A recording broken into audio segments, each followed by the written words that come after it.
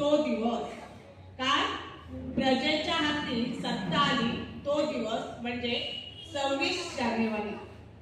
आणि आजचा हा दिवस आपण प्रजासत्ताक दिन म्हणून साजरा करतो. कारण का तर 15 ऑगस्ट 1947 रोजी आपला भारत स्वतंत्र झाला.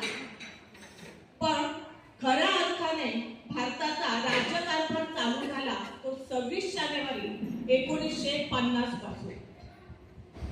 भारताची जी राज्यघटना लिहिली गेली ती 26 नोव्हेंबर 1949 रोजी, पण ती अंमलात आणली गेली ती 26 जानेवारी 1950.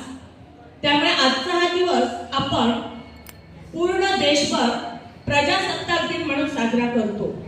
आणि ही जी भारतीय राज्यघटना लिहिली गेली, या राज्यघटनेचे शिल्पकार डॉक्टर बाबासाहेब आंबेडकर. आज तुमच्या समोर डॉक्टर बाबासाहेब आंबेडकर यांच्या वेशभूषेत इयत्ता पहिलीचा विद्यार्थी कुमार सायनेश नाईक आहे.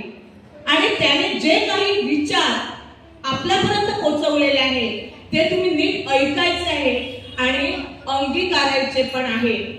त्यामुळे त्यांचे विचार आपण त्यांच्या तोंडून ऐकूया.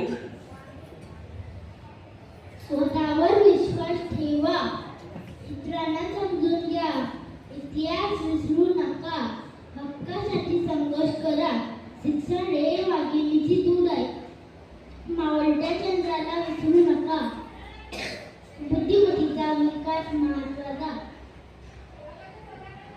कर्मावर विश्वास ठेवा, शील महत्वाचे, स्वतंत्र व्हा.